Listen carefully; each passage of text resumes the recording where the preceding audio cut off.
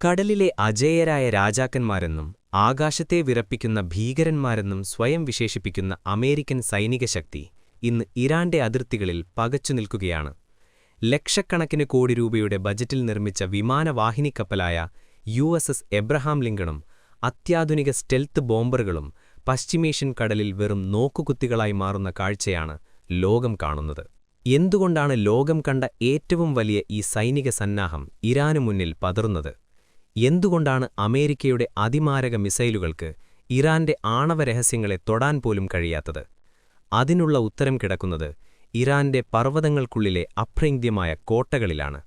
ആകാശത്തുനിന്നുള്ള ഭീഷണികളെ വെല്ലുവിളിച്ചുകൊണ്ട് granite പാറകൾക്കടിയിൽ Iran തീർത്ത പ്രതിരോധം അമേരിക്കയുടെ ഓരോ പടക്കപ്പലിനെയും ഉപയോഗശൂന്യമാക്കുകയാണ്. അഹങ്കാരത്തിന്റെ ആയുധബലവും ഒരു രാഷ്ട്രത്തിന്റെ അജയ്യമായ പോരാട്ടവീര്യവും തമ്മിലുള്ള ഈ പോരാട്ടത്തിൽ സാമ്രാജ്യത്വത്തിന്റെ തിരക്കഥകൾ പാളിപ്പോകുന്ന കാഴ്ചയാണിത്. ഇറാഖിലും സിറിയയിലും അമേരിക്ക നടത്തിയ വ്യോമാക്രമണങ്ങൾ കണ്ടു പഠിച്ച ഇറാൻ തങ്ങളുടെ ആണവ പ്രതിരോധം പർവ്വതങ്ങൾക്കുള്ളിലേക്ക് മാറ്റി.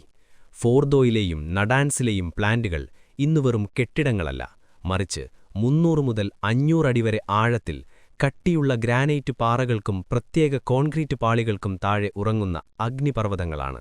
ലോകം കണ്ടിട്ടുള്ളതിൽ വെച്ച് ഏറ്റവും കരുത്തുറ്റ ഈ പർവ്വതക്കോട്ടകളെ തകർക്കാൻ അമേരിക്കയുടെ പക്കൽ ഇന്ന് ആയുധങ്ങളില്ല എന്നതാണ് യാഥാർത്ഥ്യം.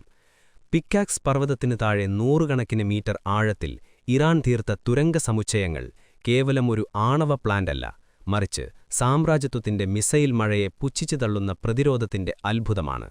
ഉപരിതലത്തിൽ നിന്ന് എത്ര ബോംബുകൾ വർഷിച്ചാലും ഈ ഗ്രാനൈറ്റ് കവചം ഭേദിക്കാൻ ആധുനിക യുദ്ധതന്ത്രങ്ങൾക്ക് കഴിയില്ലെന്ന് അമേരിക്ക തിരിച്ചറിയുന്നു.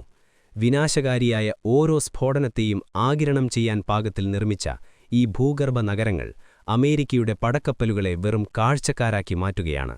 സ്വന്തം മണ്ണിൽ ഇറാൻ തീർത്ത ഈ പർവ്വതക്കോട്ടകൾക്ക് മുന്നിൽ തോൽവി സമ്മതിക്കുന്നത് അമേരിക്കയുടെ ആയുധബലം കൂടിയാണ്. അമേരിക്കയുടെ ഏറ്റവും വലിയ അഭിമാനമായ 30,000 പൗണ്ട് ഭാരമുള്ള GBU-57 മാസീവ് ഓർഡനൻസ് പെനട്രേറ്റർ അഥവാ ബങ്കർ ബസ്റ്റർ ബോംബുകൾക്ക് പോലും ഇറാന്റെ ഈ ഉരുക്കുകോട്ടകൾ ഭേദിക്കാനാവില്ല എന്നതാണ് വാസ്തവം. ഭൗതികശാസ്ത്രത്തിന്റെ നിയമങ്ങളനുസരിച്ച് ലോകത്തിലെ ഏറ്റവും കരുത്തുറ്റ ഈ ബോംബിന് 60 അടി കോൺക്രീറ്റോ അല്ലെങ്കിൽ 200 അടി മണ്ണോ തുലച്ചുകയറാൻ മാത്രമേ ശേഷിയുള്ളൂ. എന്നാൽ ഇറാന്റെ ഫോർഡോ, നഡാൻസ് പ്ലാന്റുകൾ സൂക്ഷിച്ചിരിക്കുന്നത് ഇതിന്റെ ഇരട്ടിയിലധികം ആഴത്തിൽ, അതായത് 300 മുതൽ 500 അടി വരെ താഴെയുള്ള കംപ്രസ്ഡ് ഗ്രാനൈറ്റ് പാറകൾക്കുള്ളിലാണ്. ഒരേ ലക്ഷ്യസ്ഥാനത്തേക്ക് തുടർച്ചയായി ബോംബുകൾ വർഷിച്ചാലും ഇറാന്റെ പർവ്വതങ്ങളുടെ ഘടന ഈ ആഘാതങ്ങളെ പ്രതിരോധിക്കും വിധമാണ് നിർമ്മിച്ചിരിക്കുന്നത്. USS എബ്രഹാം ലിങ്കണിൽ നിന്ന് പറന്നുയരുന്ന B-2 സ്റ്റെൽത്ത് ബോംബറുകൾ വിക്ഷേപിക്കുന്ന ഓരോ മിസൈലും ഇറാന്റെ പർവ്വതങ്ങളിൽ തട്ടി വെറും പടക്കങ്ങൾ പോലെ ചിതറുമെന്ന് ചുരുക്കം. കേവലം തുരങ്ക കവാടങ്ങൾ തകർക്കാൻ മാത്രമേ ഈ വ്യോമാക്രമണങ്ങൾ കൊണ്ട് സാധിക്കൂ. പർവ്വതത്തിന്റെ ഹൃദയഭാഗത്ത് സൂക്ഷിച്ചിരിക്കുന്ന യുറേനിയം ശേഖരത്തെയോ സെൻട്രിഫ്യൂജുകളെയോ തൊടാൻ പോലും അമേരിക്കയ്ക്ക് കഴിയില്ല. ചുരുക്കത്തിൽ, അത്യാധുനിക സാങ്കേതിക വിദ്യയേക്കാൾ ഒരു പടി മുന്നിൽ ചിന്തിച്ച ഇറാന്റെ പ്രതിരോധ തന്ത്രങ്ങൾക്ക് മുന്നിൽ അമേരിക്കൻ പടക്കോപ്പുകൾ പരാജയപ്പെടുകയാണ്. ആകാശത്തുനിന്ന് ബോംബിട്ട് ഇറാനെ കീഴടക്കാമെന്ന അമേരിക്കയുടെ വ്യാമോഹം ഇവിടെ അവസാനിക്കുന്നു. കേവലം വ്യോമാക്രമണം കൊണ്ട് ഇറാന്റെ ആണവ കരുത്തിനെ ഇല്ലാതാക്കാൻ കഴിയില്ലെന്ന് ബോധ്യപ്പെട്ട അമേരിക്കയ്ക്ക് ഒടുവിൽ മണ്ണിലിറങ്ങി പോരാടുക എന്നതല്ലാതെ മറ്റു വഴികളില്ല. എന്നാൽ പേർഷ്യൻ ഗൾഫിന്റെ ഓരോ മണൽത്തരിയും അമേരിക്കൻ സൈന്യത്തിന് ശവപ്പറമ്പായി മാറുമെന്ന് അവർക്കറിയാം. നേവി സീലുകളെയും ഡെൽറ്റ ഫോഴ്സുകളെയും പോലുള്ള വരേണ്യവർഗ സൈന്യത്തെ ഇറാന്റെ പർവ്വതങ്ങൾക്കുള്ളിലിറക്കി യുറേനിയം പിടിച്ചെടുക്കുക എന്നത് ഒരാത്മഹത്യാപരമായ നീക്കമായിരിക്കും. ഇറാന്റെ ഭൂപ്രകൃതി തന്നെ ഒരായുധമാണ്. ചെങ്കുത്തായ പർവ്വതനിരകളും റേഡിയേഷൻ ബാധിക്കേക്കാവുന്ന തുരങ്കങ്ങളും കടന്ന് ഉള്ളിലെത്തുക എന്നത് ലോകത്തെ ഏതു വൻ സൈന്യത്തിനും അസാധ്യമാണ്. അവിടെ അവരെ കാത്തിരിക്കുന്നത് ഇറാന്റെ ചാവേർ പോരാളികളും ഇസ്ലാമിക് റവല്യൂഷണറി ഗാർഡ് കോപ്സിന്റെ ഉരുക്കു പ്രതിരോധവുമാണ്. പർവ്വതത്തിന്റെ ഓരോ മുക്കിലും മൂലയിലും പതിഞ്ഞിരിക്കുന്ന സ്നൈപ്പർമാരെയും കെണിപ്പടകളെയും മറികടന്ന് മുന്നേറാൻ അമേരിക്കൻ സൈന്യം ഓരോ ഇഞ്ചിനും വലിയ ചോരവില നൽകേണ്ടിവരും. 2003-ൽ ഇറാഖിൽ കണ്ട കാഴ്ചയല്ല ഇത്.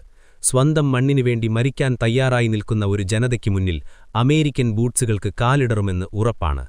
ആധുനിക യുദ്ധതന്ത്രങ്ങൾ പോലും പരാജയപ്പെടുന്ന ഈ ഗറില്ല യുദ്ധമുറയിൽ ലോക പോലീസിന്റെ ഗർവ് തകർക്കപ്പെടാൻ പോകുന്നത് ഇറാന്റെ ഈ പർവ്വതച്ചരിവുകളിലായിരിക്കും. അമേരിക്കയുടെ വ്യോമാക്രമണം ഇറാന്റെ ഭരണകൂടത്തെ തകർക്കുമെന്ന് കരുതുന്നവർക്ക് തെറ്റാണ്. അത്തരമൊരു നീക്കം നടന്നാൽ ഇസ്ലാമിക് റവല്യൂഷണറി ഗാർഡ് കോർപ്സ് നിശബ്ദരായിരിക്കില്ല. തങ്ങളുടെ ആണവ ആയുധങ്ങളും അതിസമ്പുഷ്ട യുറേനിയം ശേഖരവും അതീവ രഹസ്യമായ പുതിയ കേന്ദ്രങ്ങളിലേക്ക് അവർ മാറ്റിക്കഴിഞ്ഞു.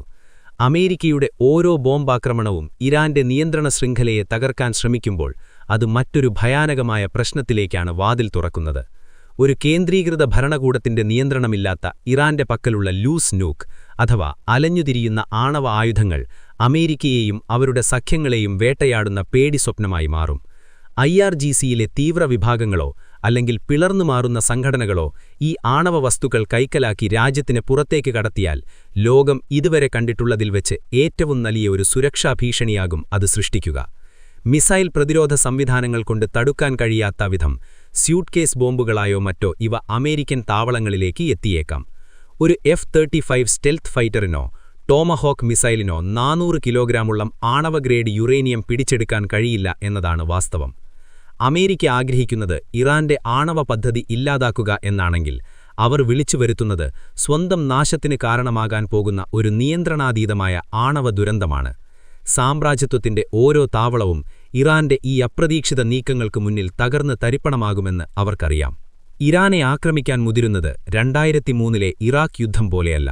അത് ആത്മഹത്യാപരമായ ഒരു സാഹസമാണ്. ഇറാഖിനേക്കാൾ 100 ഇരട്ടി പ്രഹരശേഷിയും ലോകത്തെ ഏതു വൻശക്തിയെയും പ്രതിരോധിക്കാനുള്ള ആയുധബലവും ഇന്ന് ഇറാനുണ്ട്. വിയറ്റ്നാമിലും അഫ്ഗാനിസ്ഥാനിലും അമേരിക്കൻ സൈന്യത്തിന് നേരിട്ടതിനേക്കാൾ വലിയൊരു തിരിച്ചടിയാണ് പേർഷ്യൻ മണ്ണിൽ അവരെ കാത്തിരിക്കുന്നത്. ചെങ്കുത്തായ പർവ്വതപ്രദേശങ്ങളിലെ ഗറില്ലാ യുദ്ധത്തിൽ അമേരിക്കൻ സൈന്യം ഓരോ ഇഞ്ചിനും നൽകേണ്ടിവരുന്നത് തങ്ങളുടെ മികച്ച സൈനികരുടെ ജീവനായിരിക്കും. അമേരിക്കയുടെ സാമ്പത്തിക ഭദ്രതയും സൈനിക ഗർവവും ഇറാന്റെ മണ്ണിൽ എന്നേക്കുമായി ഇല്ലാതാകുമെന്ന് അമേരിക്കയ്ക്ക് കൃത്യമായ ബോധ്യമുണ്ട്. ഇറാന്റെ ഓരോ മിസൈൽ പരീക്ഷണവും അമേരിക്കയുടെ ഉറക്കം കെടുത്തുന്നത് അതുകൊണ്ടാണ്. ഒരു വശത്ത് ഇന്ധനവില കുതിച്ചുയർന്ന് അമേരിക്കൻ സാമ്പത്തിക വ്യവസ്ഥ തകരുകയും മറുവശത്ത് തങ്ങളുടെ പടക്കപ്പലുകൾ കടലിൽ മുങ്ങുകയും ചെയ്യുന്നത് സങ്കൽപ്പിക്കാൻ പോലും അമേരിക്കയ്ക്ക് കഴിയില്ല. ഇറാന്റെ അത്യാധുനിക ഡ്രോൺ സാങ്കേതികവിദ്യയും ഹൈപ്പർസോണിക് മിസൈലുകളും അമേരിക്കയുടെ ഏത് പ്രതിരോധ കവചത്തെയും നിഷ്പ്രഭമാക്കാൻ കെൽപ്പുള്ളതാണ്. ചുരുക്കത്തിൽ ഇറാനിലേക്കെറിയുന്ന ഓരോ തീപ്പൊരിയും തിരികെ വരുന്നത് അമേരിക്കൻ സാമ്രാജ്യത്വത്തിന്റെ ചിതയിലേക്കുള്ള കനലായിട്ടായിരിക്കും. തോൽക്കാൻ തയ്യാറല്ലാത്ത ഒരു ജനതയ്ക്ക് മുന്നിൽ ലോക പോലീസിന്റെ അധീശത്വം അവസാനിക്കുന്ന ചരിത്ര നിമിഷമായിരിക്കും അത്.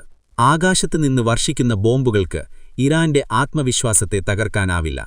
USS എബ്രഹാം ലിങ്കൺ ഉപയോഗശൂന്യമാണെന്ന് ലോകം തിരിച്ചറിയുന്നത് ഇറാന്റെ ഈ അജയ്യമായ പ്രതിരോധത്തിനു മുന്നിലാണ്. കേവലം ആയുധബലം കൊണ്ടൊരു ജനതയെ കീഴടക്കാമെന്ന അമേരിക്കൻ അഹങ്കാരത്തിനുള്ള അന്ത്യകൂദാശയാണ് പശ്ചിമേഷ്യയിൽ ഒരുങ്ങുന്നത്.